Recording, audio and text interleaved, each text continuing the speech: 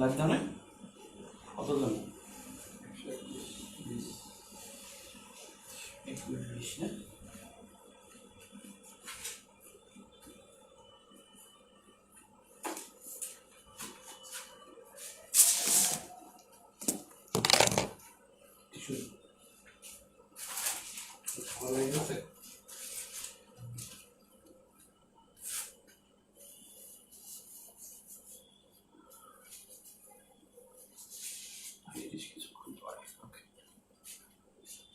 আসসালামু আলাইকুম, ভালো আছেন সবাই?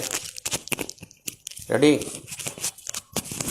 দিন তো একদিনের পর একদিন যাচ্ছে যাচ্ছে যাচ্ছে, দিন তো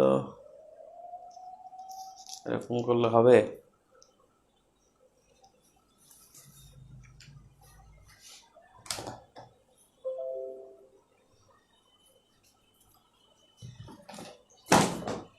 ফোন ফোন তো নাই। কয়জন? তো কম কেন?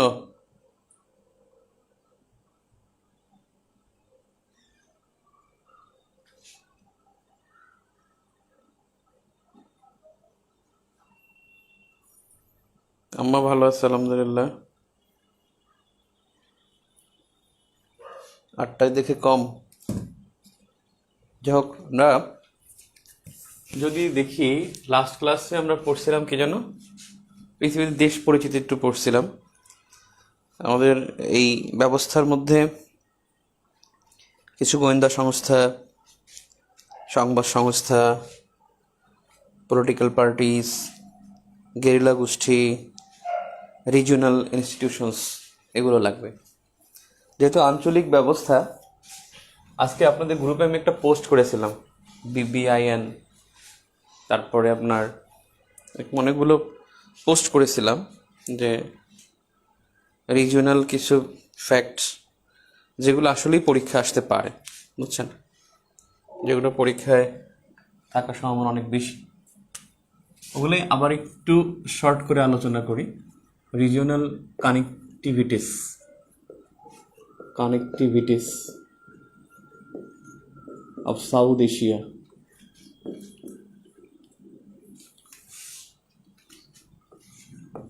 বিবিআইএন এটা আসলে একটা মোটর যোগাযোগ চুক্তি, অর্থাৎ দুদেশের মধ্যে গাড়ি চলাচল, মানে 4 দেশের মধ্যে।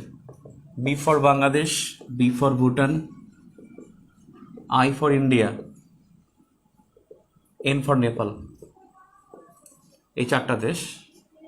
বিবিএন যোগাযোগ চুক্তি, এই চুক্তিটা স্বাক্ষর হয় 2015 সালে থিম্পুতে স্বাক্ষর হয়। মোটর চলাচল চুক্তি। এখান থেকে ভুটান 2017 সালে চলে যায়, মানে তারা বলছে যে চলে যাবে। আসলে চুক্তিটা কার্যকর হয়নি, এখনো কার্যকর হয়নি। এই জন্য এটা নিয়ে একটু সমস্যা আছে যে 4টা দেশ তার বন্দর ব্যবহার করতে পারবে। বিবিআইএন 4টা দেশ তারা বন্দর ব্যবহার করতে পারবে, একজনের বন্দর একজন। কারণ ভুটান এবং নেপাল এরা কিন্তু স্থল বেষ্টিত, এবং তারা বাংলাদেশের পোর্টগুলো ব্যবহার করবে, চট্টগ্রাম পোর্ট, মোংলা পোর্ট, এবং এতে বাংলাদেশ খুব লাভবান হতো। দুঃখের বিষয়, এই 15 জুন 2015 তারিখে যে স্বাক্ষর হয়, 15 জুন 2015 থিম্পুতে স্বাক্ষর হয়, এটা এখন পর্যন্ত কার্যকর হয়নি। এরকম আরেকটা বিষয় আছে, তার নাম বিসিআইএম, খুবই গুরুত্বপূর্ণ। এটা 37তম রিটেনে এই প্রশ্নটা আসছে। বিসিআইএম মানে B for Bangladesh, C for China, I for India, আর এম ফর মিয়ানমার। এটা হলো 4 দেশের অর্থনৈতিক করিডর বা বাণিজ্য ট্রানজিট। অর্থনৈতিক করিডর অথবা হলো বাণিজ্য ট্রানজিট। এই বিসিআইএম এর প্রস্তাবক কিন্তু বাংলাদেশের একজন অর্থনীতিবিদ আছেন, ডক্টর রেহমান সোবহান। এই ডক্টর রেহমান সোবহান এই প্রস্তাবনাটা করেছে। প্রস্তাবক Bangladesh. Kunming declaration, Kunming, KUNMING MING, Kunming declaration.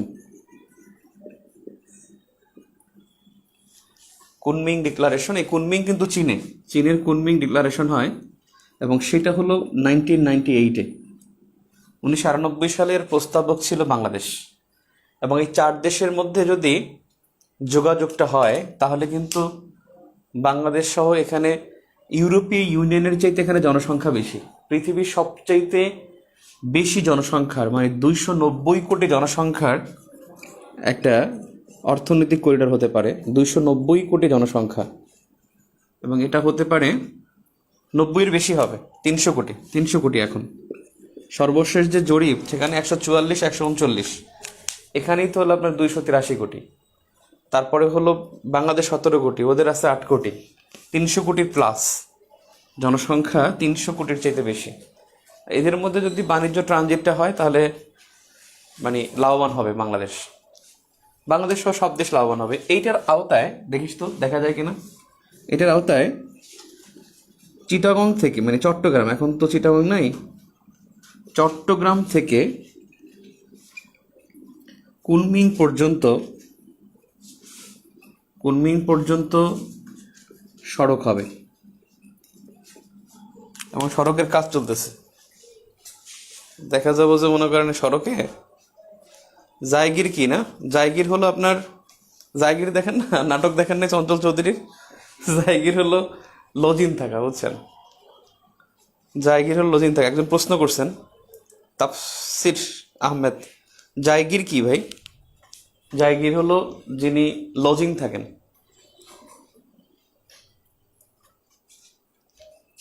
এখানে দোকলাম সংকটটা কি? হ্যাঁ, এখানে দোকলাম সংকটের কথা বলেছিলাম, ভালো কথা বলছেন। মানে এই রকমের তো এদিকে চীন, আর এখানে হলো ভুটান, এই জায়গাটা হলো চীনের মধ্যে তিব্বত, আর এই জায়গা হলো ভারতের মধ্যে সিকিম। ভালো করে দেখেন, চীন এই ইয়েটা দেখাইতে পারোস, মানে 38তম টেস্ট ভিউটা নিয়ে আসতে পারোস, 38তম টেস্ট ভিউ, ওটা কাভার পেজ ছিল, এটা দেখলাম। আমাদের কাভার পেজগুলো কিন্তু সুন্দর হয়, বুঝছেন? দেখবেন এবার সাসেক চলে আসতে পারে। কোশ্চেন ভিউর কাভার দিয়েছি সাসেক, রিসেন্ট ভিউর কাভার দিলাম কোভ্যাক্স, আর বেসিক ভিউর কাভারটাও চেঞ্জ হইতে পারে, বেসিক ভিউর কাভারটা চেঞ্জ হতে পারে, সম্ভাবনা আছে, দেখতেছি আমরা।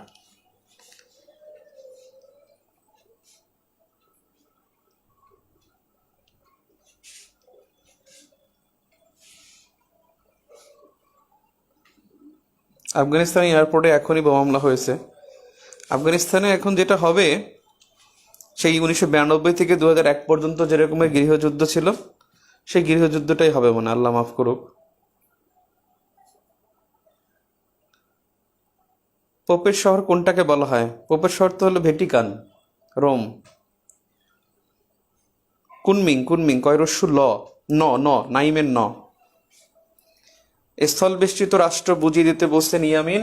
স্থল বেষ্টিত রাষ্ট্র হলো যেই রাষ্ট্রটা হলো মানে তার কোনো সমুদ্র বন্দর নেই, ডিরেক্ট কথা, যার কোনো সমুদ্র বন্দর নেই।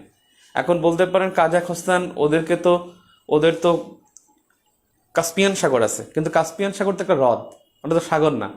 নাম কাস্পিয়ান সি, আসলে কি এটা তো একটা হ্রদ, কারণ এটা কি করছে, চারদিকে স্থল বেষ্টিত। আপনারা দেখেন কাস্পিয়ান সাগরের ব্যাপারে বলছিল না যে কাম্পিয়ান সাগর, ওই যে কাম্পিয়ান সাগর কে বলছিল? চঞ্চল চৌধুরী। আয়নাবাজি সিনেমা দেখছেন না? আয়নাবাজির মধ্যে সে চঞ্চল চৌধুরী বলছে কাম্পিয়ান সাগর থেকে জাহাজ চালায় আসছে। আসলে তো কাম্পিয়ান সাগরে জাহাজ চালায় সে আসতে পারে না, ওটা তো হ্রদ, ওখান থেকে আসতে পারে। এই কুলুদিন অ্যারেস্ট করা হয়, অনেকগুলো মামলা সে অ্যারেস্ট হয় না, এবং এই কুলুতে সে কিন্তু অ্যারেস্ট হয়। আচ্ছা দেখেন, এইটা হলো দোকলাম প্লাটিউ অথবা দোকলাম মালভূমি। এই চায়নার তিব্বত, এই হলো ইন্ডিয়ার সিকিম, এই হলো ভুটান, 4টা দেশের মাঝে মানে এই রকমের ঠুস ঠুস ঠুস ঠুস। এইটা হলো তিব্বত মানে চীনের অধীন, এটা হলো সিকিম, এটা মানে ভারতের অধীন, এই মানে ভুটান, আর এইখানটায় এইটা হলো দোকলাম। সিকিম থেকে একটু দূরে এই হলো দোকলাম। দোকলাম, তাহলে এই দোকলামটা, এটা বেসিক্যালি ভুটান এখানে কোনো কাজ করে না। তিব্বত, চীন, ভারত কেউ কোনো ধরনের কোনো এখানে দখলে রাখতো না। তো এখানে কি করছে, চায়না এখানে সড়ক নির্মাণ করতেছে, তখনই সেটাকে আপত্তি জানিয়েছে ভারত। এই ভারত আপত্তি জানার কারণে দুই দেশের মধ্যে একটা উত্তেজনা দেখা দেয়। পরে ভুটান তো সে তো হলো বাফার স্টেট। বাফার স্টেট মানে দুর্বল, দুই পক্ষের মধ্যে যুদ্ধ হলে সে তো দুর্বল, সে তো কারো কথা বলবে না, এই জন্য সে কারো পক্ষেই থাকবে না। এই জন্য সে কি করছে, এই 17 সালে ভুটান দুইটা কাজ করছে। 17 সালে BRI, যে belt and road initiatives, next ক্লাসে ইনশাল্লাহ আপনাদেরকে দেখাবো, এই বেল্ট অ্যান্ড রোড ইনিশিয়েটিভস ত্যাগ করে, আর অপরদিকে BBIN ত্যাগ করে।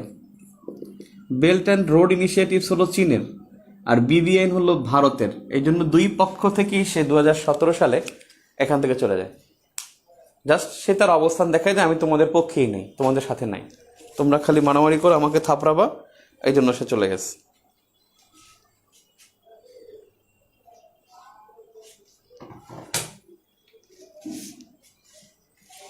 তিনশো কোটি জনসংখ্যা, মানে 300 কোটি জনসংখ্যার বেশি এই BCM এর অন্তর্ভুক্ত 4টা দেশে। অর্থাৎ এখানে বড় একটা বাজার আছে, 300 কোটি জনসংখ্যার বেশি বাজার, এবং এরা পৃথিবীর সবচেয়ে বড় বাজার, এই আর কি।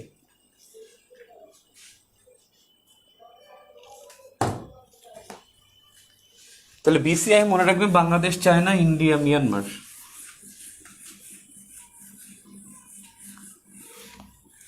এটা একটা অর্থনৈতিক করিডোরও প্রশ্ন হতে পারে, বা বাণিজ্য ট্রানজিটও হতে পারে। আর এই ট্রানজিটের আওতায় চট্টগ্রাম থেকে কুনমিং পর্যন্ত সড়ক হবে।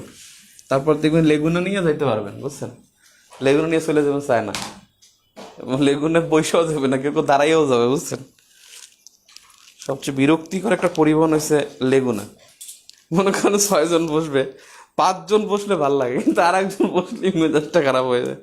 কি যে একটা বিরক্তিকর লেগুনা। আর সবচেয়ে বিরক্তিকর খাবার কি জানেন? Toast biscuit. একটা কামড় দিবেন, 4-5টা ভাগ হয়ে যাবে, দাঁতের মধ্যে ঢুকে থাকবে, কডর মধ্যে শব্দ হবে, জামা কাপড় নষ্ট হয়ে যাবে। মানে মেহমানদের আপনি টোস্ট বিস্কিট দিয়ে মানে একটু দূরে দাঁড়ায় থাকবেন, দেখবেন কি করতেছে, অসাধারণ একটা ফ্লেভার, কামড়ায় আমার ওখানে দাঁতের মধ্যে ঢুকে বুকে। যাই হোক, এবারে হলো SAGQ। এই SAGQ হলো South Asian growth quadrangle. South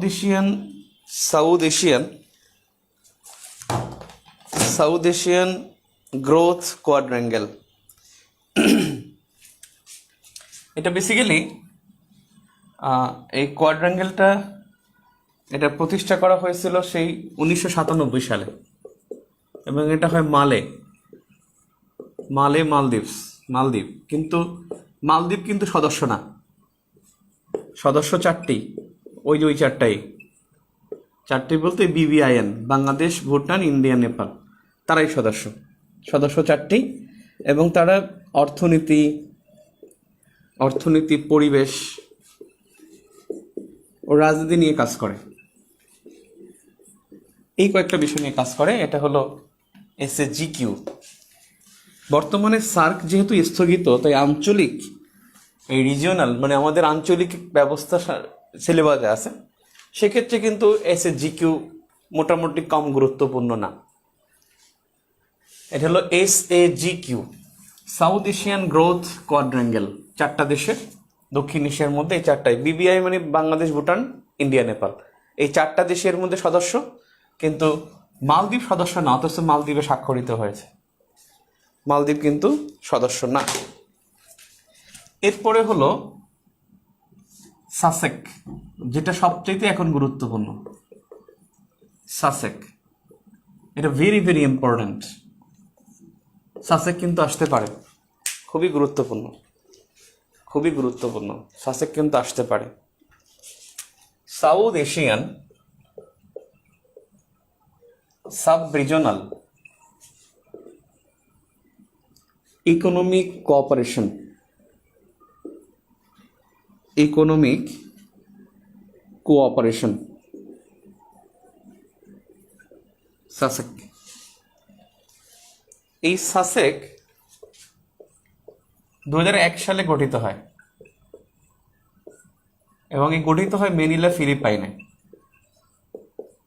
Manila ফিলিপাইনে স্বাক্ষরিত হয়। এখানেও কিন্তু ফিলিপাইন সদস্য না। খুব ইন্টারেস্টিং বিষয়, এর প্রতিষ্ঠাকালীন সদস্য 4টা।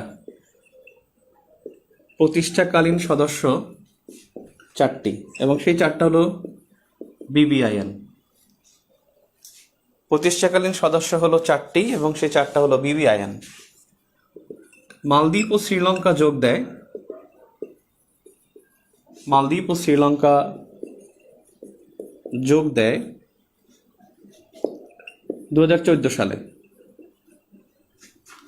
মিয়ানমার যোগ দেয় 2017 সালে। আর এই সাসেকের জন্য সহায়তা করছে ADB, Asian development bank. Asian development bank এখানে সহযোগিতা করছে। কিন্তু আলোচনায় কেন? 1 সালে প্রতিষ্ঠিত, এতদিন শুনি নাই, হঠাৎ করে এখন আলোচনায় কেন? কারণ হলো 2020 সালে 60টি প্রকল্প, 60টি যোগাযোগ প্রকল্প বাস্তবায়ন করছে। বাস্তবায়ন করছে অর্থাৎ 2020 সাল থেকে 60টি যোগাযোগ প্রকল্প বাস্তবায়ন করছে। রেল করে। এদের কাজ হলো কি? এরা যোগাযোগ নিয়ে কাজ করে। যোগাযোগ, তথ্য প্রযুক্তি, বিজ্ঞান ও প্রযুক্তি, এইসব বিষয় নিয়ে কাজ করে। যোগাযোগ, তথ্য প্রযুক্তি, যোগাযোগ প্রযুক্তি নিয়ে কাজ করে। আর এই যে 60টি যোগাযোগ প্রকল্প বাস্তবায়ন করছে, এর আর্থিক মূল্য $13 বিলিয়ন। যদি এটা দরকার নাই, খামাখা তথ্য বাড়ায় লাভ নেই। $13 বিলিয়ন আর্থিক মূল্য। এখানে মোট 60টা দেশ, তার মানে মালদ্বীপ, শ্রীলঙ্কা, মিয়ানমার এই সহ 7টি দেশ সদস্য এই সাসেকের। তাহলে সাসেক হলো একটা regional connectivity, sub regional economic cooperation. তবে তারা এই ইকোনমিক কোঅপারেশনটা করে থাকে যোগাযোগ এবং তথ্য প্রযুক্তি বিনিময়ের মাধ্যমে। আপনাদের জন্য এখানে স্মার্ট কোশ্চেন হবে যে কোন সংস্থা সহায়তা করছে? ADB, that is ADB. ADB এখানে সহায়তা করছে, এটা অত্যন্ত গুরুত্বপূর্ণ। এডিবি মানে Asian development bank. ADB means Asian development bank. ওকে,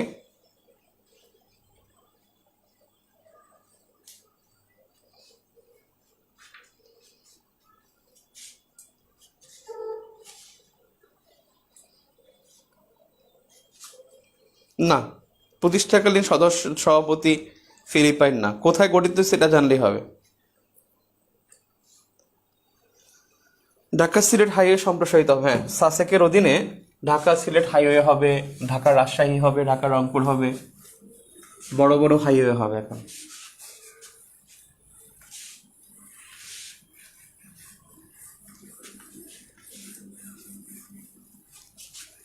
আমাদের পদ্মা সেতু হয়ে গেলে দেখবেন, পদ্মা সেতু হয়ে গেলে আপনার 120 কিলোমিটার গতিবেগের রেলপথ হবে। আপনি চিন্তা করতে পারছেন? 120 কিলোমিটার গতিবেগের রেলপথ হবে। তখন আমাদের পটুয়াখালী থেকে ঢাকা আসতে সময় লাগবে, পটুয়াখালীতে ঢাকা আমাদের সময় লাগবে হলো সর্বোচ্চ হলে 120 কিলোমিটার, তো 60 আর হলো 55, 105, তার মানে 45 মিনিট সময় লাগবে ভাই, বুঝছেন? 45 মিনিট সময় লাগবে আসতে, বুঝছেন? না, বড় হতে একটু বেশি পয়সা লাগে, এটা না, 1 ঘন্টা লাগবে মনে করেন, মাত্র 60 মিনিট। তখন মনে করেন পটুয়াখালী থেকে আমরা কারণ বাজার করে আবার চলে যাবো। দেখবেন যে বাচ্চা কাছে দাঁড়ায় আছে, বলছে কোথায় যাচ্ছ? আমি তো ভিকরনিসে পড়ি। আঙ্কেল আপনি জানেন না? দেখবেন বরিশাল থেকে পটুয়াখালী থেকে ভিকরনিসে পড়ে আবার চলে যাবো। কারণ সময় লাগবে মাত্র 60 মিনিট। এটা করবে সাইবেরিয়ান রেলপথ, সাইবেরিয়ান, রাশিয়া করবে। বলছিলাম না আমাদের পোর্ট নিয়ে, বলছিলাম যে আমাদের রেলপথটা করবে হলো রাশিয়া। আমাদের পায়রা পোর্ট কে চায়? পায়রা পোর্টটা এটা চায় কিন্তু চীন চেয়েছে, ভারত চেয়েছে, ওয়ার্ল্ড ব্যাংক চেয়েছে, রাশিয়া চেয়েছে। আমরা সবাই কি দিয়েছি? ওয়ার্ল্ড ব্যাংকে বলেছি তোমাকে সোনা দিয়ে দেব, সোনা দিয়ে সমুদ্র বন্দর দিব, কিন্তু এখন তো আমরা সোনা দিয়ে সমুদ্র বন্দরটা ক্যান্সেল করে দিয়েছি। চীনকে আমরা দিয়েছি খননের কাজ, আর ভারতকে দিয়েছি আমরা অবকাঠামোর কাজ, আর রাশিয়াকে দিয়েছি আমরা রেলপথের কাজ। তারা পায়রা পোর্টে অবকাঠামো মানে বিল্ডিং বানাচ্ছে ভারত, খনন করতেছে চীন, রাশিয়া করতেছে রেলপথ। ঠিক আছে, তার মানে তিনজনই করতেছে। তারপর আমরা এই পায়রা পোর্ট কাকে ইজারা দেব? আমরা কাউকে দিব না, কেউকে দিব না, কেউ পাবে না। আমরা তখন তাদের সাথে বলবো যে আপনারা এখন কাকে দেবো বলেন। তারপরে তারা আমাদের কাছ থেকে চলে যাবে। পায়রা পোর্ট পটুয়াখালী, পায়রা পোর্ট পটুয়াখালী ধারণা করা হয়েছিল সবচেয়ে গভীরতম সমুদ্র বন্দর হবে, কিন্তু না, এখন গভীরতম সমুদ্র বন্দর 14 মিটার গভীর, সেটা হবে মাতারবাড়ি সমুদ্র বন্দর। মাতারবাড়ি, মহেশখালী। মাতারবাড়ির কথা মনে রেখেন, মাতারবাড়ি মহেশখালী সমুদ্র বন্দর করছে জাপান। মাতারবাড়ি যদি দেখেন কোনো জায়গায়, মাতারবাড়ি বা নানার বাড়ি, নানার বাড়ি বুঝলেন না, এই মাতারবাড়ি হলো মহেশখালী কক্সবাজার, মহেশখালী কক্সবাজার। এখানে হবে গভীরতম সমুদ্র বন্দর, গভীর সমুদ্র বন্দর হবে। সোনা দিয়ে দাগাবেন না, এটার গভীরতা হলো 14 মিটার। এবং মাতার বাড়ি দেখলেই ধুময়া জাপান দাগাবেন। ধুময়া কি দাগাবেন? জাপান। অর্থাৎ মাতার বাড়ি সমুদ্র প্রকল্প, বিদ্যুৎ প্রকল্প, মাতার বাড়িতে আপনার ডিজিটাল সেন্টার, সব কিছু জাপান। মাতার বাড়ি মানে জাপান, এখানে অন্য কেউ হবে না। মহেশখালী জাপান, মহেশখালী কক্সবাজার, কিন্তু কাজটা করবে হলো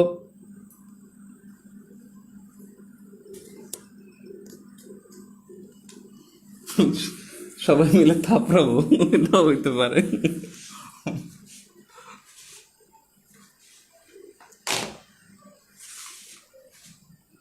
ওনার বাংলাদেশের প্রধানমন্ত্রী শেখ হাসিনার সবচেয়ে ভালো সিদ্ধান্ত কোনটা জানেন? সবচেয়ে ভালো সিদ্ধান্ত হলো একে আব্দুল মোমেনকে পররাষ্ট্রমন্ত্রী করা। একে আব্দুল মোমেনকে পররাষ্ট্রমন্ত্রী করা, এটা সবচেয়ে ভালো সিদ্ধান্ত। একে আব্দুল মোমেন পড়াশোনা করছেন ঢাকা ইউনিভার্সিটি ইকোনমিক্সে, তিনি হয়েছেন পররাষ্ট্রমন্ত্রী। আর তার বড় ভাই এম এ মুহিত, যেটা আবুল মাল আব্দুল মুহিত, তিনি ছিলেন ইংলিশের স্টুডেন্ট, তিনি হয়েছেন অর্থমন্ত্রী। ইন্টারেস্টিং না? ওনার বড় ভাই ছিলেন ইংলিশের ছাত্র কিন্তু হয়েছেন অর্থমন্ত্রী, আর উনি ছিলেন ইকোনমিক্সের ছাত্র, উনি হয়েছেন পররাষ্ট্রমন্ত্রী। খুবই ইন্টারেস্টিং। তো দুজনই ঢাকা ইউনিভার্সিটির স্টুডেন্ট ছিলেন। আর আবুল মাল আব্দুল মুহিত তিনি ঢাকা ইউনিভার্সিটির স্টুডেন্ট ছিলেন এবং পাবলিক অ্যাডমিনিস্ট্রেশন তিনি পড়াশোনা করছেন অক্সফোর্ডে, আর হার্ভার্ডে করছেন তিনি হলেন ডেভেলপমেন্ট ইকোনমিক্স। এবং ডেভেলপমেন্ট ইকোনমিক্সে সবচেয়ে ভালো একজন তাত্ত্বিক ছিলেন এই আবুল মাল আব্দুল মুহিত। প্রচুর খাইতেন, লোকটা অসুস্থ, দোয়া করবেন তাকে। আমাদের অর্থনীতির যে ভালো একটা অবস্থান, এটা কিন্তু তার জন্য দেয়া। আপনি জানেন আমাদের এখন অর্থনীতি $80 বিলিয়ন। 80 বিলিয়ন বুঝছেন? $80 বিলিয়ন আমাদের অর্থনীতি, যেখানে শ্রীলঙ্কার অর্থনীতি মাত্র $3 বিলিয়ন। ব্যাপারটা বুঝছেন? সেই বাংলাদেশ এখন আমরা কোথায় গেছি? এই পুরোটা ট্র্যাকটা দিয়েছেন আবুল মাল আব্দুল মুহিত আর হলো আতিউর রহমান, যিনি বাংলাদেশ ব্যাংকের সাবেক গভর্নর। তার ফিসকাল পলিসি না, তার হলো আপনার মনিটারি পলিসিটা খুব ভালো ছিল, আর ফিসকাল পলিসি যেটা হলো সেটা হলো এম এ মুহিতের ভালো ছিল। যাই হোক, আবুল মাল আব্দুল মুহিত তাকে থাপড়াইতে চেয়েছিল কে? চায় না। চীন আমাদেরকে কতভাবে যে এখন রেসপেক্ট করে। চীনের প্রতিরক্ষা মন্ত্রী বাংলাদেশে এসে কিন্তু বঙ্গবন্ধুর মাজার জিয়ারত করতে গেছেন। চীনের প্রেসিডেন্ট শি জিনপিং ও বাংলাদেশে আসছিল 15 সালে, তিনি কিন্তু শহীদ মিনার তো দূরের কথা, স্মৃতিসৌধে না, বঙ্গবন্ধুর মাজারও যান নাই। ঢাকার মধ্যে বঙ্গবন্ধুর মাজারও তিনি যান নাই। বঙ্গবন্ধুর মাজার না, বঙ্গবন্ধুর বাড়ি, বঙ্গবন্ধুর 32 নম্বর বাড়িতে তিনি যাননি, কিন্তু সেই প্রতিরক্ষা মন্ত্রী কিন্তু তিনি গেছেন। চীনের প্রতিরক্ষা মন্ত্রী বাংলাদেশে সফর করছেন, এটা কিন্তু চারটেখানি কথা না। এবং তিনি এসে তার আগেই তিনি আসছেন তার আগেই রাষ্ট্রদূত কি বলছিল, লিমুজিং বলছিল যে বাংলাদেশ যদি কোয়াড বা আমেরিকার IPS Indo Pacific strategy, America IPS বা ইন্দো প্যাসিফিক স্ট্র্যাটেজিতে যদি বাংলাদেশ যায় তাহলে চীন ভালোভাবে নিবে না। এই বাউন্সারটা কিন্তু আমাদের একে আব্দুল মোমেন খুব ভালোভাবে দিয়েছিল। তিনি খুব ডিরেক্ট বলে দিয়েছে যে Bangladesh is sovereign state, Bangladesh makes its decision independently, so no one can pressure us, এরকম একটা শব্দ বলছে যে নো ওয়ান ক্যান, মানে এই একটা ডিপ্লোমেটিক টার্ম ইউজ করছে, আমার এখন মনে নেই। দ্যাট মিনস তিনি কিন্তু বাউন্সারটা ব্যাক করেছেন। এত সোজা না, চীন আমাদেরকে একবার থাপড়াবে, আমরা কার কাছে চলে যাব? আমেরিকার কাছে চলে যাব। আমেরিকা আমাদেরকে থাপড়ালে কার কাছে চলে যাব? চীনের কাছে চলে যাব। তারপর যদি দুজনেই থাপড়ায় তারপর আমরা কিছুই করবো না, এরপর আমরা জাপানের কাছে চলে যাব, এরপর বলবো আচ্ছা ঠিক আছে। তখন কিন্তু আমরা কিছু বলবো না। আমাদেরকে আসলে থাপড়ানো এত সহজ নয়। Next, SICO, that is SICO South East Asia cooperation forum. এটা হলো মানে দক্ষিণ এশিয়া ও দক্ষিণ পূর্ব এশীয় অঞ্চলের মুসলিম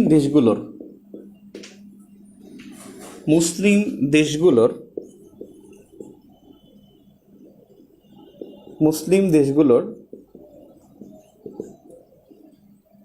রাজনৈতিক জোট।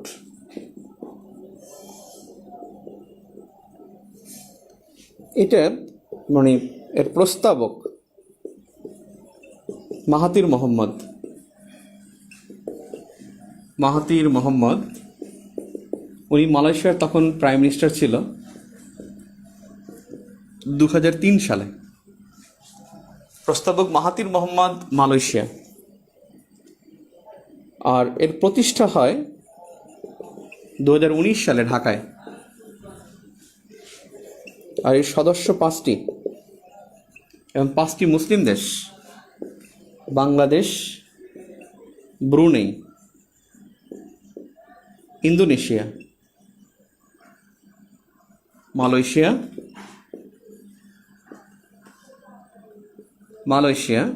বানানো হয়েছে কিনা আল্লাহ জানে, আর হলো মালদ্বীপস। এই 5টা দেশ। কিন্তু এখানে যেমন আমি বলছিলাম এডিবি হলো সাসেকের জন্য গুরুত্বপূর্ণ, আর এখানে হলো এর সহায়তাকারী হলো ওআইসি এবং আইডিবি মানে Islamic development bank, IDB Islamic development bank. তাহলে সহায়তাকারী হলো ওয়াইসি এবং আইডিবি মানে ইসলামিক ডেভেলপমেন্ট ব্যাংক এবং ওয়াইসি, এই দুইটা সহায়তাকারী। এই SICO is very very important. SICO is very very important.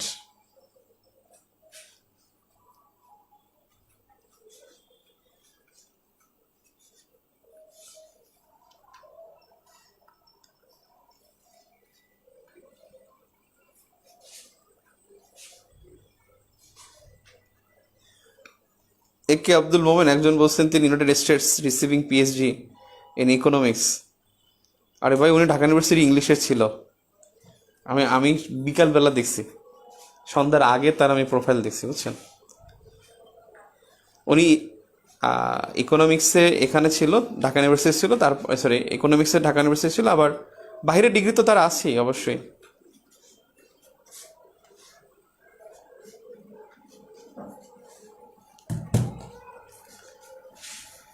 সিকো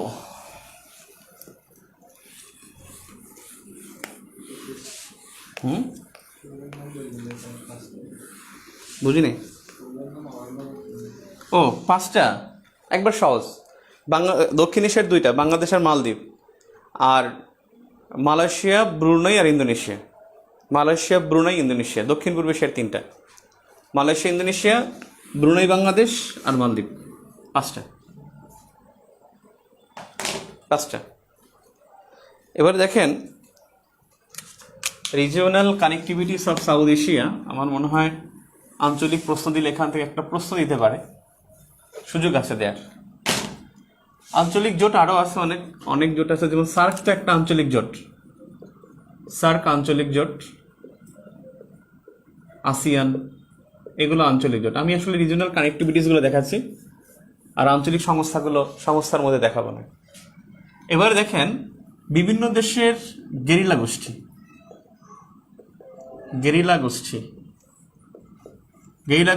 guerrilla মানে সবচেয়ে খারাপ তা না, গেরিলা আর জঙ্গি কিন্তু আলাদা বিষয়। গেরিলা মানে হলো যে প্রচলিত পদ্ধতিতে যুদ্ধ করে না। 71 সালে আমাদের দেশে গেরিলা ছিল, আমাদের মুক্তিযোদ্ধাদের মধ্যে গেরিলা ছিল, তার মধ্যে তারা খারাপ ছিল। অর্থাৎ গেরিলা মানে হলো যে প্রচলিত পদ্ধতিতে যুদ্ধ করে না। মনে করেন যুদ্ধ করবো, আয় মারবো, তুই মার আমারে মার, কিন্তু সামনাসামনি যুদ্ধ করবে না। ও দৌড় দিবে, তার পিছন থেকে মারবো, তারপর ব্রিজ ভেঙে লাবো, রেলপথ উল্টায় হলাবো। এগুলো হলো গেরিলা যুদ্ধ আর কি। গেরিলা যুদ্ধ হলো প্রচলিত নিয়মের বাইরে যুদ্ধ করা। আর সরাসরি যুদ্ধ করলে তো ঠুস সামনে যুদ্ধ করবে, তরল নিয়ে যুদ্ধ করবে, জিজ্ঞেস করবে, মানে বলবে যে আসো মারামারি করবো। আর এটা হলো প্রচলিত নিয়মের বাইরে যুদ্ধ। গেরিলা গোষ্ঠী যেমন প্রথমে যদি বলি খুব আলোচিত তিনটা, এবং সেই তিনটা থেকে যদি বলি এই তিনটা আর হলো তালেবান, এই চারটা বেশি গুরুত্বপূর্ণ। ট্রিপল এইচ মানে হলো হামাস, হিজবুল্লাহ আর হলো হুতি, HOUTHI। এই তিনটা, হামাস, হিজবুল্লাহ, হুতি, এই তিনটাকে একত্রে ডোনাল্ড ট্রাম্প বলছিল যে ট্রিপল এইচকে বলছে সবচেয়ে মানে শান্তি বিঘ্নকারী। ট্রিপল এইচের মধ্যে আমরা একটু দেখি, তিনটা একটু আলোচনা করি। হামাস, হিজবুল্লাহ আর হুতি, এই তিনটা বিষয় দেখি আমরা। হামাস হলো মানে হবে না আপনার দাগ দিলে কাইটা দিয়ে তারপর আবার লেখেন সুন্দর করে।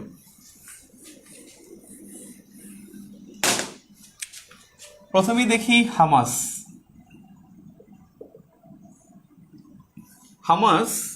এটা 1987, হামাস 1987।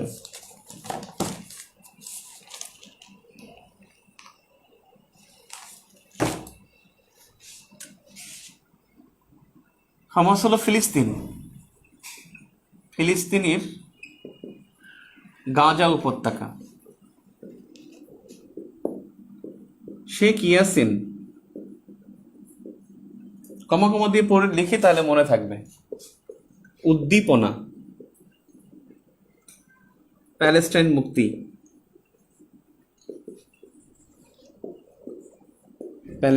মুক্তি। খালেদ মেশাল,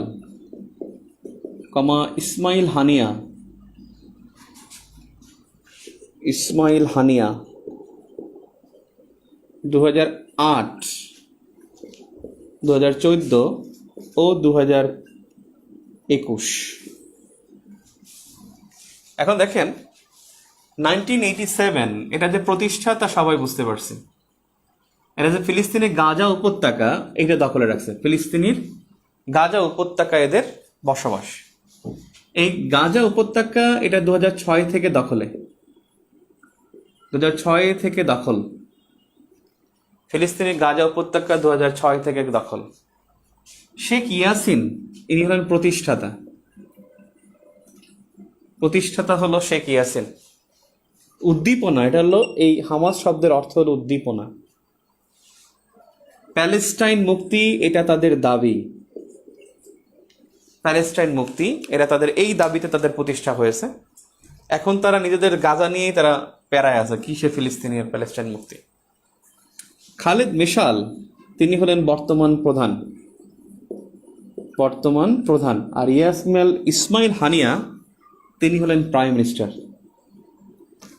এই গাজা উপত্যকায় প্রাইম মিনিস্টার বা ফিলিস্তিনির মানে গাজা উপত্যকার দখলে হামাস এবং হামাস সরকারের প্রাইম মিনিস্টার হলো ইসমাইল হানিয়া। মনে রাখবেন এই দুইজন, অর্থাৎ এই দুজন থাকে দোহা, কাতার। এজন্য প্রশ্ন আসে যে হামাসের প্রবাসী সরকারের কার্যালয় কোথায়? এই প্রবাসী সরকারের কার্যালয় হলো কাতার, দোহা। প্রবাসী সরকার খুব গুরুত্বপূর্ণ। দোহা এটা তাদের প্রবাসী সরকার, এটা অত্যন্ত গুরুত্বপূর্ণ। 3বার যুদ্ধ হয়, 3বার যুদ্ধ, 2008, 2014, 2021, এবং এই 3বার যুদ্ধ হয় হামাস ইসরায়েল। তাহলে হামাস ইসরায়েল যুদ্ধ, সেই যুদ্ধ হয়েছে 21 সালে 13 দিন যুদ্ধ হয়েছে, 13 দিন। আর 2014 সালে হয়েছে 49 দিন যুদ্ধ হয়েছে, 49 দিন। অর্থাৎ 8, 14 এবং 2021 এই 13 দিন যুদ্ধ হয়েছে। তো 3বার যুদ্ধ হয়েছে, তাদের মধ্যে যুদ্ধ হয়েছে 3বার।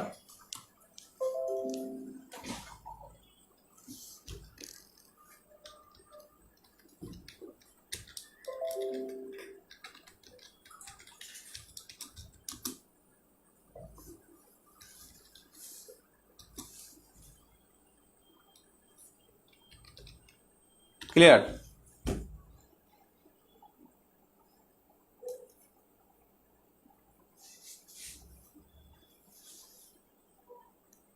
এবছর তাদের মানে বিমান হামলা করত। এই বছরের হামলাটা ছিল বিমান হামলা। আর তাদের মধ্যে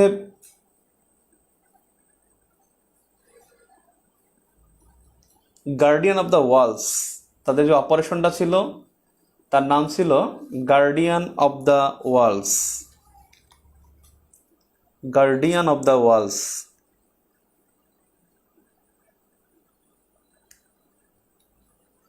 গার্ডিয়ান অফ দ্য ওয়ালস খুব গুরুত্বপূর্ণ। এই যুদ্ধটার operation guardian of the walls, operation guardian of the walls, এটা ছিল 2021 সালে তাদের অপারেশন নাম।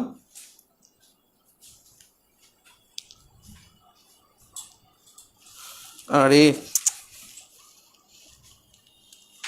আরে ওয়ারলেস পাওয়া যায় না এগুলো, তারের জন্য একেবারে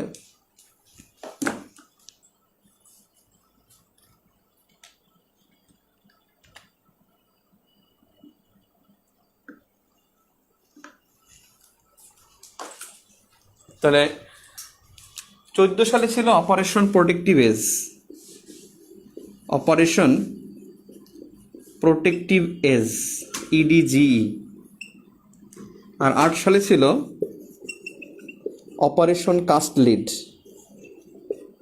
এই প্রত্যেকটা অপারেশন ছিল ইসরায়েলের অপারেশন, অর্থাৎ গাজায় ইসরায়েলি অভিযান,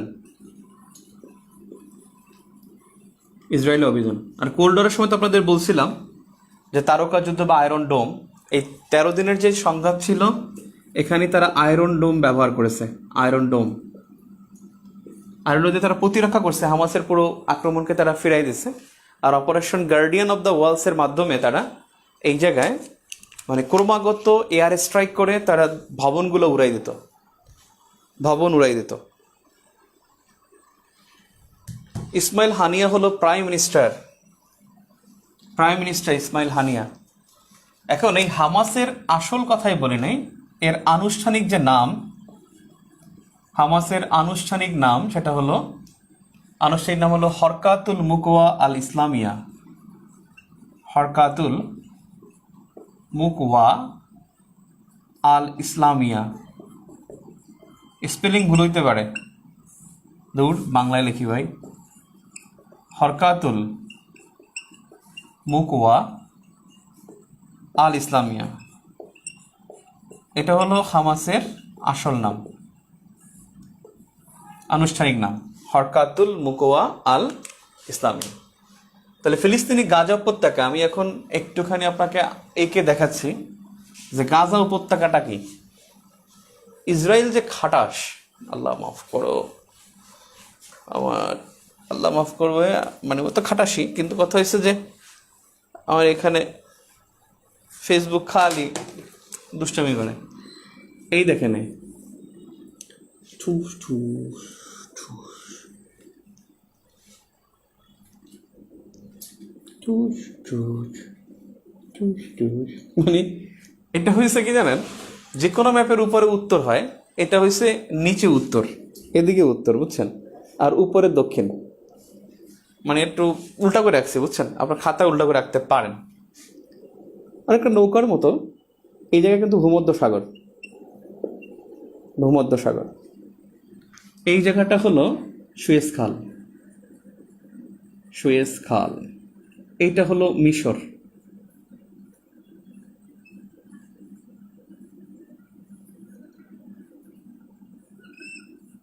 এটা মিশর। এটা হলো ইসরায়েল।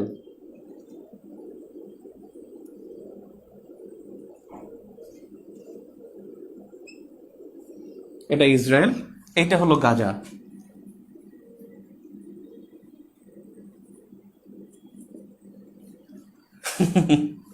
আচ্ছা, এইভাবে লিখ। এটা হলো গাজা, বুঝছেন, গাজা উপত্যকা।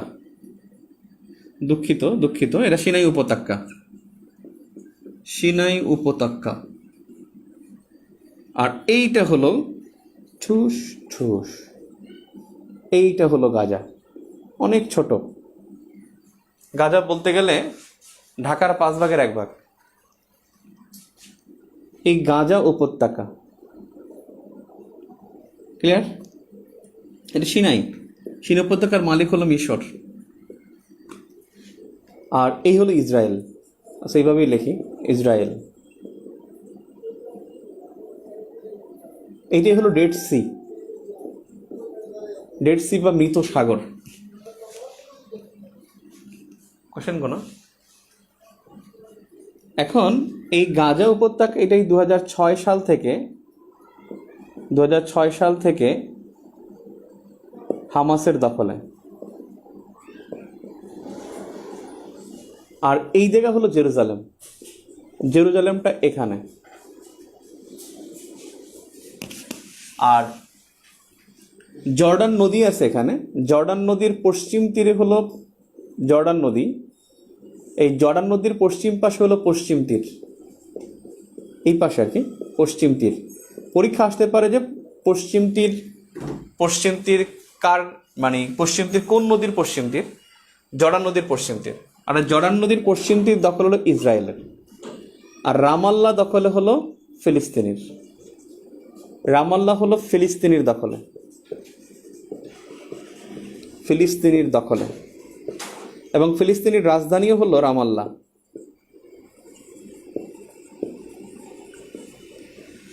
ফিলিস্তিনির রাজধানী, তাহলে ফিলিস্তিনের রাজধানী হলো রামাল্লা। আর জর্ডান নদীর পশ্চিম তীর এটা হলো ইসরায়েলের দখলে। এটা ভূমধ্য সাগর, এটা গাজা উপত্যকা। 2006 সাল থেকে গাজা উপত্যকা ইসরায়েলের দখলে। এটা আমি উল্টা করে মানে আঁকছি। আর এই যে সিনাই আর হলো গাজা, এটার মাঝখানে এখানে একটা সীমান্ত আছে, খুব নামকরা একটা সীমান্ত। এটা হলো রাফা সীমান্ত, রাফা সীমান্ত। তাহলে রাফা সীমান্ত কার কার মধ্যে? গাজা উপত্যকা এবং সিনাইয়ের মধ্যে। গাজা উপত্যকা ইসরায়েল মনে করে নিজের ভূখণ্ড, আর সিনাই তো মিশরের। এজন্য পরীক্ষা আসে যে ইসরায়েল এবং মিশরের মধ্যে কোন সীমান্ত? রাফা সীমান্ত। এই সিনাই উপত্যকা, এখানে রাফা সীমান্ত দিয়ে যাওয়া যায়। আর এই সীমান্তটাই 2014 সালের যুদ্ধে এটা বন্ধ করে দিয়েছিল। এই 2020 সালে, এটা 21 সালেও বন্ধ ছিল। বন্ধ থাকার ফলে কি হয়, এখানে শিশুরা এবং নারীরা আগে আক্রমণ করলে তারা এখান থেকে ভিতরে ওদিকে চলে যায়, কিন্তু এখন আর সেটা যেতে পারে না। আর এই জন্য এখানে 786 বা কতজন, 800 জনের মতো শিশু মারা গেছিল 14 সালে। শিশুই মারা গেছিল 800 জনের মতো। মানে এত বড় একটা অ্যাটাক ছিল সেই 2008 সালে।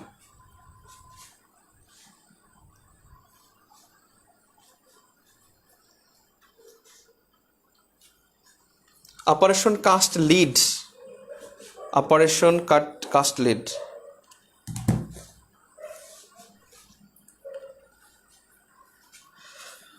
তাহলে হরকাতুল মুকওয়া আল ইসলামিয়া এটা ছিল হামাসের আনুষ্ঠানিক নাম।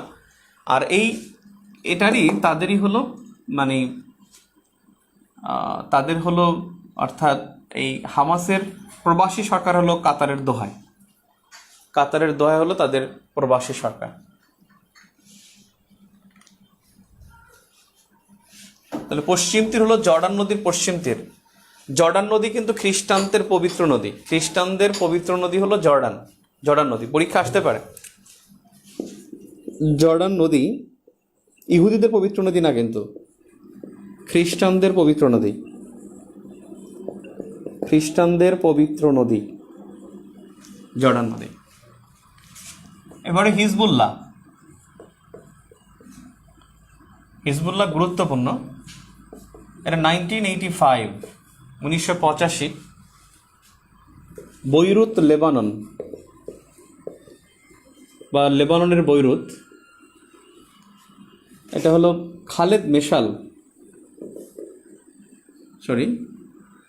হিজবুল্লাহ শেখ হাসান নসরুল্লাহ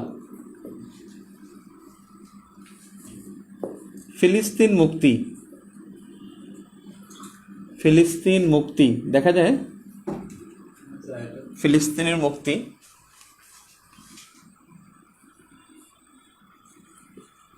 আল মানার ফিলিস্তিন মুক্তি আল মানার।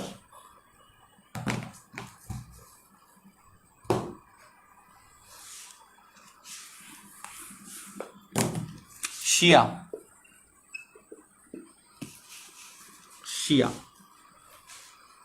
তাহলে 1985 হলো প্রতিষ্ঠা, বৈরুত লেবানন হলো কার্যালয়।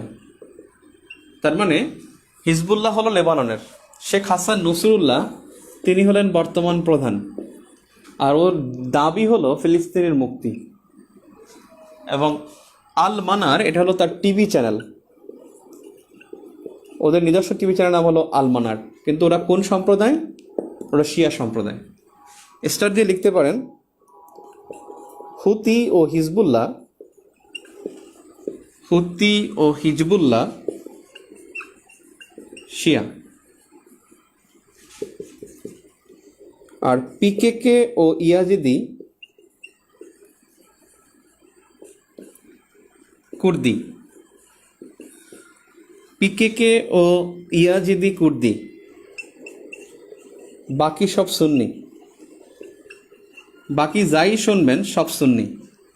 তার মানে যদি বলা হয় তালেবান কি সুন্নি, তালেবান সুন্নি। যদি বলা হয় আল কায়দা কি সুন্নি, যদি বলা হয় হাক্কানি নেটওয়ার্ক কি, হাক্কানি নেটওয়ার্ক সুন্নি আফগানিস্তানের। হাক্কানি নেটওয়ার্কের কথা মনে রাখবেন, এটা আফগানিস্তানের গেরিলা গোষ্ঠী। সাবেক যে প্রধান প্রেসিডেন্ট ছিল হামিদ কারজাই কিন্তু হাক্কানি নেটওয়ার্কের, আফগানিস্তান হাক্কানি নেটওয়ার্ক। তাহলে হুতি ও হিজবুল্লাহ শিয়া, পিকেকে ইয়াজিদি কুর্দি, বাকি সব হলো সুন্নি। আল মানার টিভি চ্যানেল এটা হলো হিজবুল্লাহদের। 1985 বৈরুত লেবানন, শেখ হাসান নসরুল্লাহ তিনি প্রধান। ফিলিস্তিনের মুক্তি চায় তারা, শিয়া ধর্মাবলম্বী। এনাফ। আচ্ছা, একটা বিষয়, হিজবুল্লাহ শব্দের অর্থ আল্লাহর দল। হিজবুল্লাহ শব্দের অর্থ আল্লাহর দল। হিজবুল্লাহ শব্দের অর্থ আল্লাহর দল।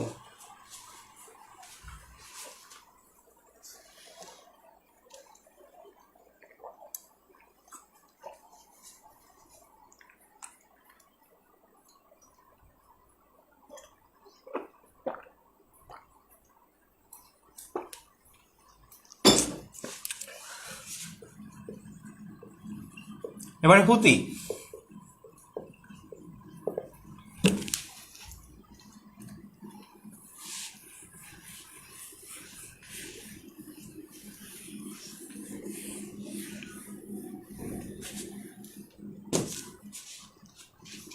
হুথি এরা হলো 1990-এর দশক,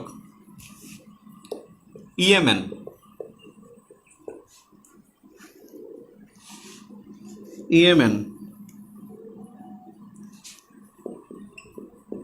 হুসাইন বদরুদ্দিন আল হুতি, হুসাইন বদরুদ্দিন আল হুতি। জাইদি শিয়া, আনসার আল্লাহ। এই নীল কালিরটা বের করো তো, নীল কালার এটা, আনসার আল্লাহ। বৈরুত লেবানন, মানে লেবাননের বৈরুতে তাদের কার্যালয় ছিল। জাইদি শিয়া, আনসার আল্লাহ। 2014 থেকে গৃহযুদ্ধ।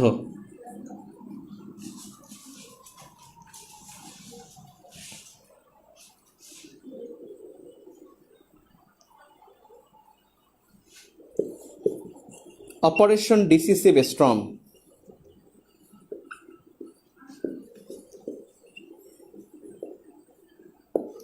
Operation decisive storm. Houthi very very important বর্তমান প্রেক্ষাপটে।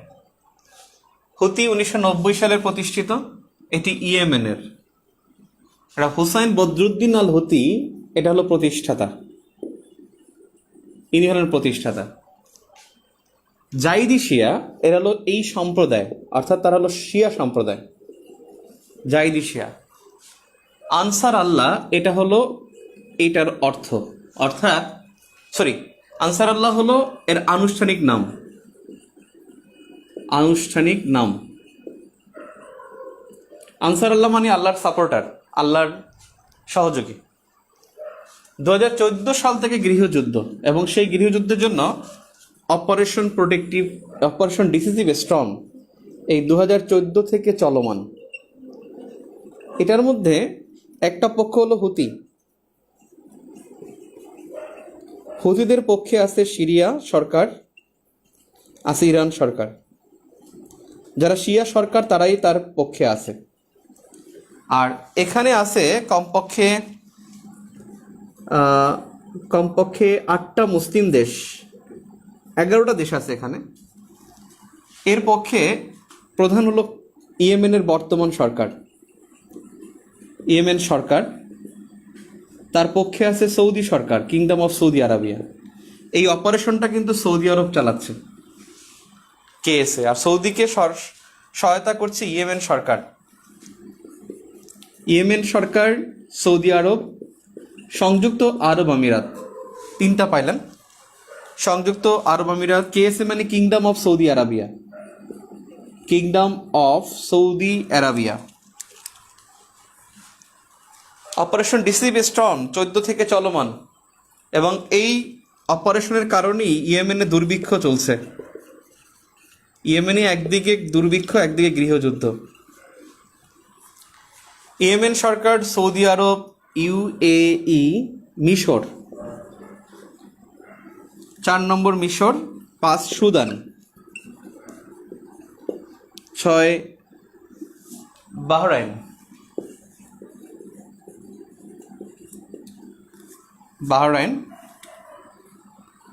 7 মরক্কো, 8 হলো সেনেগাল, ও এখন বাড়ছে আরো, সেনেগাল। 9 হলো সোমালিয়া,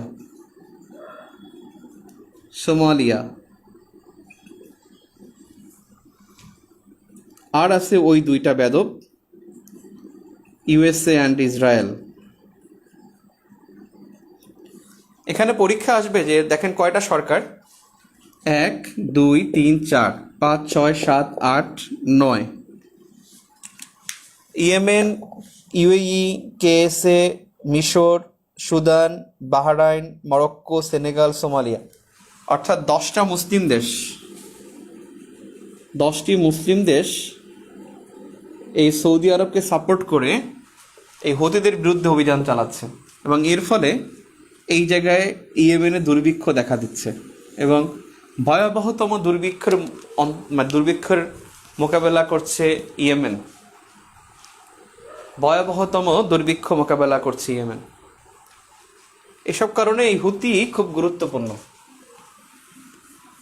ভেরি ভেরি ইম্পর্ট্যান্ট। 1990 সাল ইয়েমেনে হয় হোসাইন বদরুদ্দিন আল হুতি, তিনি হলেন প্রতিষ্ঠাতা, জাইদি শিয়া।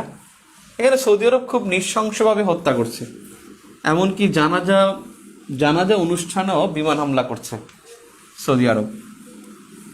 এই অপারেশন ডিসিসিভ স্টর্ম, এই অভিযানের নাম মনে থাকে যেন, খুবই গুরুত্বপূর্ণ এই অভিযানটা। 10টি মুসলিম দেশের সাথে এখানে আছে ইউএসএ এবং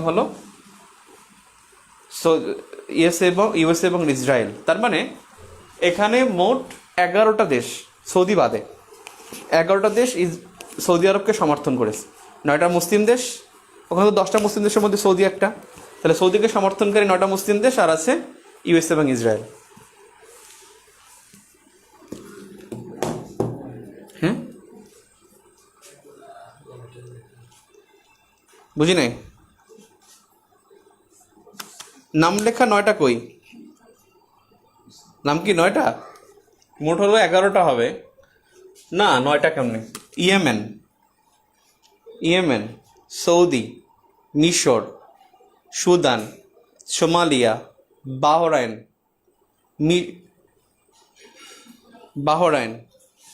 মরক্কো, সেনেগাল, ইয়েমেন, ইউএই ও সংযুক্ত আরব আমিরাত। 9টাই তো? হ্যাঁ, 9টা।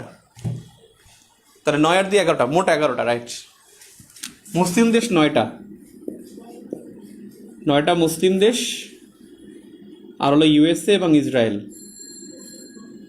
আর যদি বলে যে সৌদি জোটে কয়টা, সৌদি জোটে মোট 11টা দেশ, সৌদিকে সমর্থনকারী হলো 10টা। সৌদি জোটে মোট 11টা, আর সৌদিকে সমর্থনকারী দেশ হলো 9টা। তালেবান আগেও দেখেছিলাম, আবারও দেখি। তালেবান 1994, মোল্লা ওমর ছাত্র, 1996 থেকে 2001, 15 আগস্ট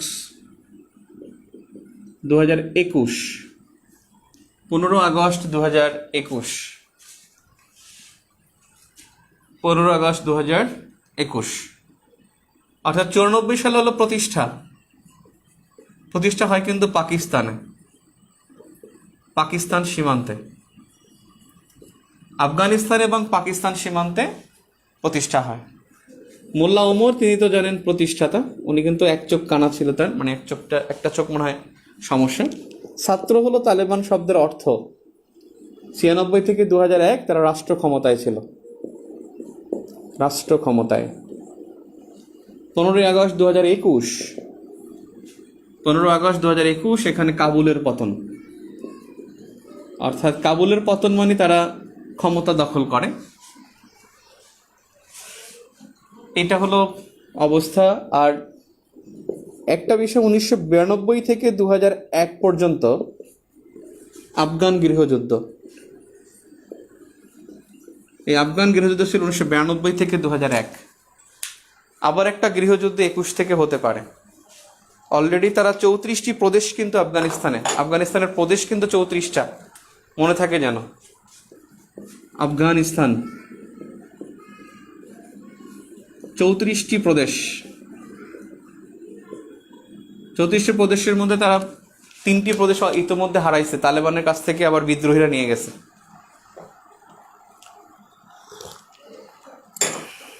এখানে বিদ্রোহী যারা, হাক্কানি নেটওয়ার্ক, তালেবান বিরোধী, হাক্কানি নেটওয়ার্ক তালেবান বিরোধী।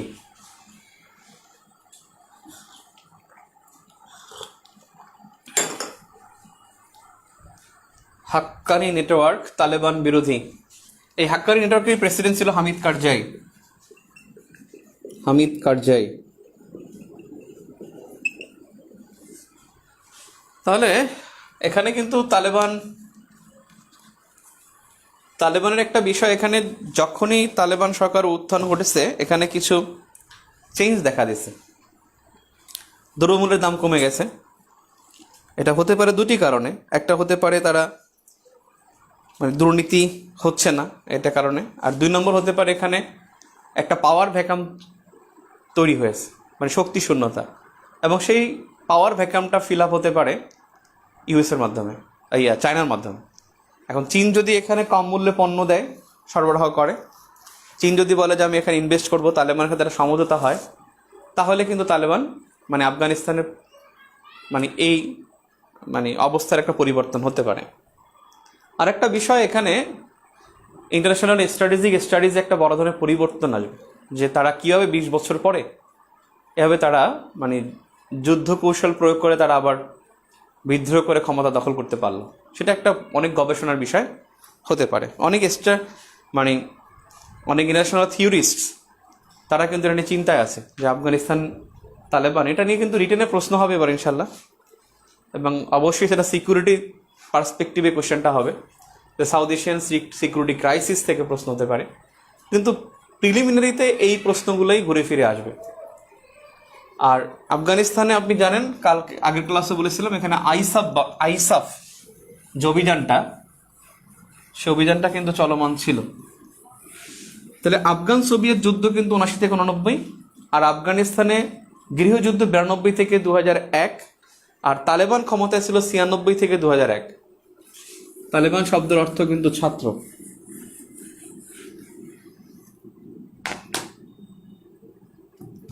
ও গৃহযুদ্ধ কি, একজনে বলছেন গৃহযুদ্ধ হলো সিভিল ওয়ার মানে বেসামরিক জনগণ যখন যুদ্ধ করে, যেই গোষ্ঠীগুলো যুদ্ধ করবে, যেখানে দেশের অভ্যন্তরে 2টা গ্রুপের মধ্যে যুদ্ধ হবে, এবং তারা কিন্তু মিলিটারি অর্গানের না, তারা পুলিশ না, তারা আর্মি না, র্যাব না, বিডিআর না, মানে ওই সব দেশের শৃঙ্খলা বাহিনী না, তারা একটা সার্টেন একটা গোষ্ঠী। এই 2 পক্ষ যুদ্ধ করলে সেটা হবে গৃহযুদ্ধ।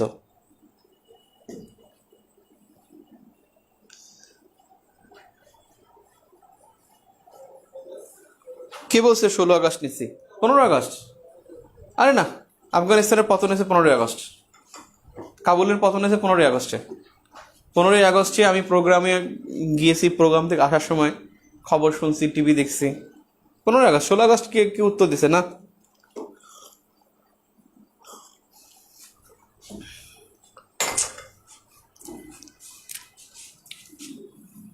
এই গোষ্ঠীর মধ্যে পিকেকে, এটা আসলে বাংলাদেশ কুর্দি কমিউনিস্ট পার্টি, এটা হলো তুরস্কে কুর্দিদের জোট, এবং এটা নিষিদ্ধ গোষ্ঠী। ফার্ক, এই ফার্ক হলো revolutionary armed forces of Colombia. Revolutionary armed forces of Colombia একটা মার্ক্সবাদী ও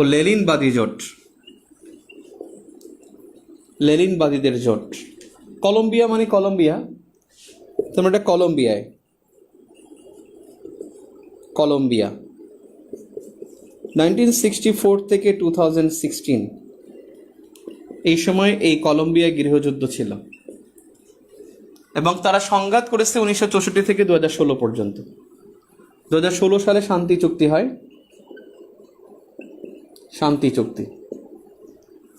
এবং এই চুক্তিতে স্বাক্ষর করে কলম্বিয়ার প্রেসিডেন্ট হুয়ান ম্যানুয়েল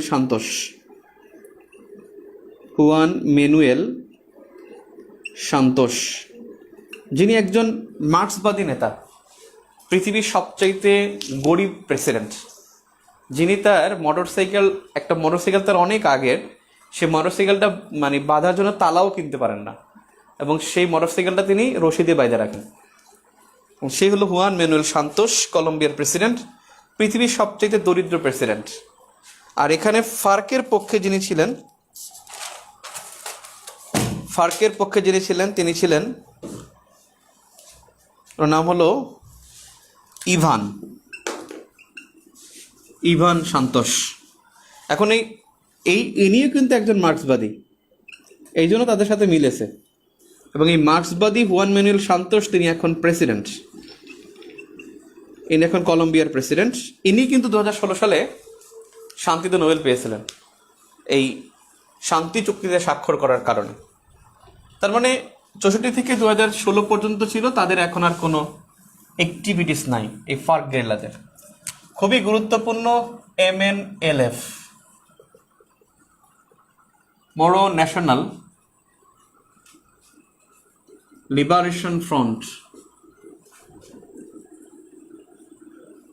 মরো ন্যাশনাল লিবারেশন ফ্রন্ট। এটা হলো মিন্দানাও ফিলিপাইন,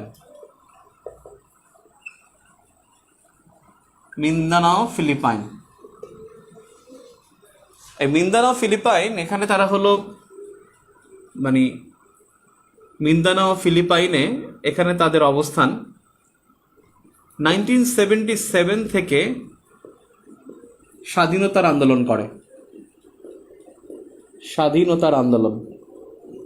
ফিলিপাইন কিন্তু দুইটা দ্বীপ নিয়ে গঠিত, একটা হলো মিন্দানাও আর একটা হলো লুজন দ্বীপ।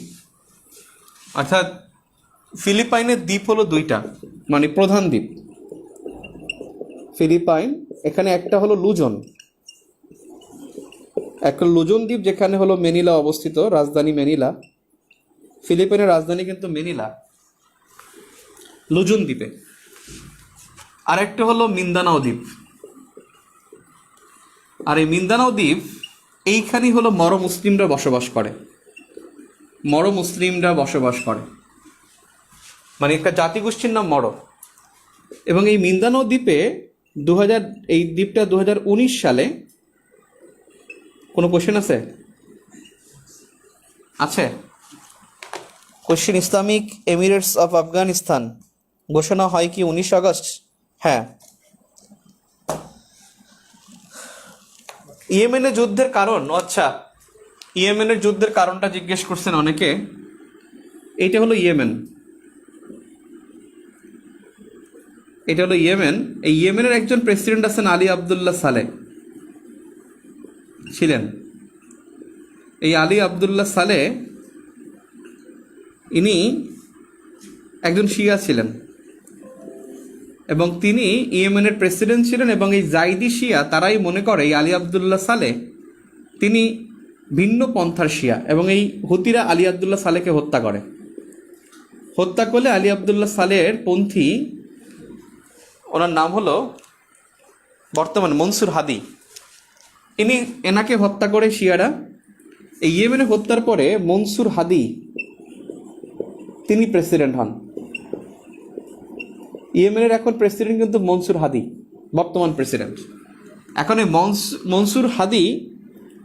মনসুর হাদি হলো ইয়েমেনের রাজধানী সানা। এই হলো সানা, ইয়েমেনের রাজধানী। এই সানা, এখানে উনি থাকতো। আর এই হুতিরা এখন এই আলী আবদুল্লাহ সালেহপন্থী মনসুর হাদিকে উৎখাত করার জন্য তারা এখানে বিক্ষোভ করে। মনসুর হাদি পালায় পার্শ্ববর্তী দেশ সৌদিতে চলে যায়। ঠিক সৌদি আরবটা হলো পাশেই, ইয়েমেনের পাশে সীমান্তবর্তী হলো সৌদি আরব। এই শিয়ারা এই উত্তর অঞ্চলের সানা দখল করে, এখানে এই শহর দখল করে তারা সৌদি আরবের দিকে যাচ্ছে। এই জন্য সৌদি আরব থেকে প্রোটেকশন করছে, এই জন্যই ওদের সাথে যুদ্ধ। এবং এই মনসুর হাদি কিন্তু নির্বাসিত সৌদি আরবে, এবং তাকে সৌদি আরব নিরাপত্তা দিয়ে রেখে দিছে। আর এই মনসুর হাদিকে সমর্থন করেছে সংযুক্ত আরব আমিরাত। তাকে সমর্থন করতে প্রথম আসছে সংযুক্ত আরব আমিরাত, এরপর সৌদির ডাকে অনেক দেশই এই মনসুর হাদিদের পক্ষে আসছে। আর সৌদি আরব মনে করে যে এরা ইয়েমেনের এই উত্তর অঞ্চল থেকে তারা সৌদির অনেক উত্তর অঞ্চলের জায়গা দখল করে ফেলছে, সেজন্য সৌদি আরব তাদেরকে হত্যা করার জন্য উদ্যত। 19 সালে এই মিন্দানাও দ্বীপ স্বায়ত্তশাসিত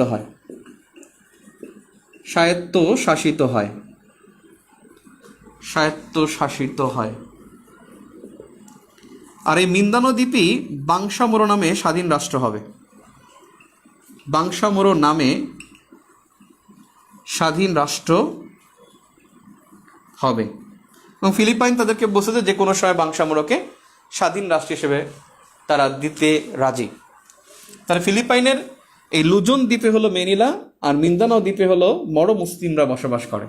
1977 থেকে এখানে তারা স্বাধীনতার আন্দোলন করছে এবং যে কোনো সময় এখানে তারা স্বাধীনতা লাভ করতে পারে।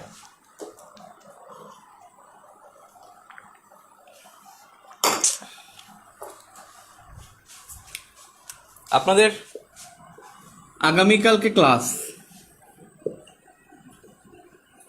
আগামীকাল আপনাদের তো জানেন শুক্রবার এবং শনিবার টাইম ঠিক নাই, সকাল 10টায় হবে।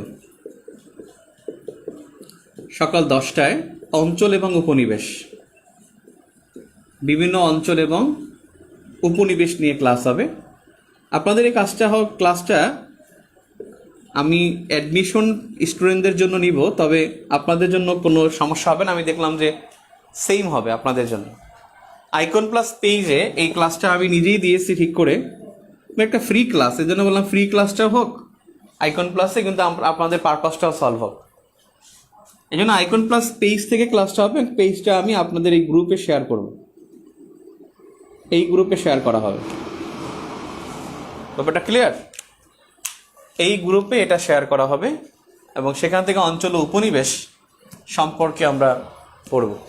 এবং এটা বিসিএস এ গত কয়েক বছর ধরে অঞ্চল উপনিবেশ আসে। গত বছর আসছে আপনার ফিনল্যান্ড কার উপনিবেশ ছিল, এর আগের বার আসছে বাল্টিক অঞ্চলের দেশ কোনটি। তার মানে 40 এবং 41 পরপর অঞ্চল আসছে। তো সেক্ষেত্রে অঞ্চলও আমাদের তো আঞ্চলিক ব্যবস্থা সিলেবাসে আছে। সো এখান থেকে এই প্রশ্নগুলো মানে এই টপিকটা আমাদের হতে পারে, মানে আসতে পারে। এই বছর মানে এই সপ্তাহে আমাদের আগামী পরীক্ষা পর্যন্ত ইন্টারন্যাশনাল হবে, হয়তো বা আগামী মানে এই মাসে যে কয়দিন আছে এই মাসে কয়েকদিনের মধ্যে ইন্টারন্যাশনাল শেষ করা হবে ইনশাল্লাহ, মানে প্রথম অধ্যায়। ঠিক আছে, আজকে এ পর্যন্তই। আল্লাহ হাফেজ। কোশ্চেন ভিউ শনিবার সকালে ইনশাল্লাহ দোকানে পাওয়া যাবে। কোশ্চেন ভিউ শনিবার সকালে পাওয়া যাবে।